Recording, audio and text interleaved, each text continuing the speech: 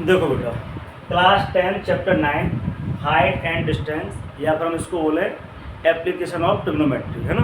तो इसमें पहले जो हमें 3 टॉपिक क्लियर करने हैं वो है लाइन ऑफ साइट यानी कि दृष्टि रेखा, एलिवेशन एंगल यानी कि उन्नयन कोण, और डिप्रेशन एंगल यानी कि अवनमन कोण। ठीक है।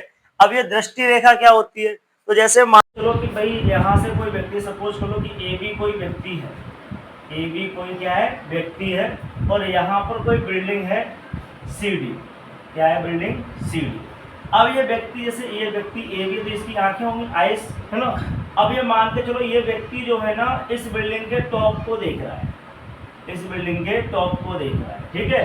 तो यानी कि ये व्यक्ति इस बिल्डिंग के टॉप को देख रहा है, तो इस बिल्डिंग के टॉप और व्यक्ति की आंखों की सीध में जो लाइन बनती है इसको अपन बोलते हैं लाइन ऑफ साइट। क्या बोलते हैं, लाइन ऑफ साइट। क्या बोलते हैं इसको, लाइन ऑफ साइट, यानी कि दृष्टि रेखा। दृष्टि रेखा यानी कि वो रेखा जिसके द्वारा हम वस्तु को देखते हैं। दृष्टि रेखा क्या होती है, इसके द्वारा हम वस्तु को देखते हैं। अब जैसे आप किसी वस्तु को देखोगे, है ना, किसी ऑब्जेक्ट को आप देख रहे हो, तो दृष्टि रेखा तो बनेगी, साथ में जैसे मान के चलो ये व्यक्ति की आंख है, यहाँ इस आंख के सीध में ये लाइन जाएगी, ये लाइन जाएगी, नहीं जाएगी। तो यहाँ दृष्टि रेखा यानी लाइन ऑफ साइट, और ये क्या है बेटा,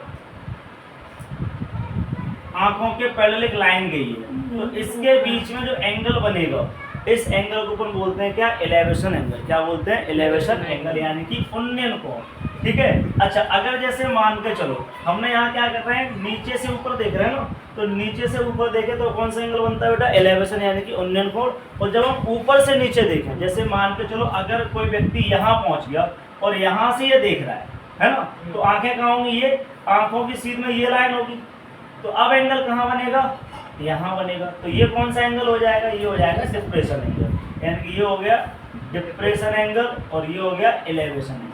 समझ में आया। यानी कि जब व्यक्ति क्या होता है, नीचे से ऊपर की ओर देखता है, नीचे से ऊपर की ओर देखता है, तो लाइन ऑफ साइट और लाइन आइस के पैरेलल जो लाइन बनती है उनके बीच में जो एंगल बनता है उसको क्या बोलते हैं, एलिवेशन एंगल। और यानी कि अगर नीचे से ऊपर देख रहा है तो जो एंगल बनेगा वो क्या हो जाएगा, डिप्रेशन एंगल।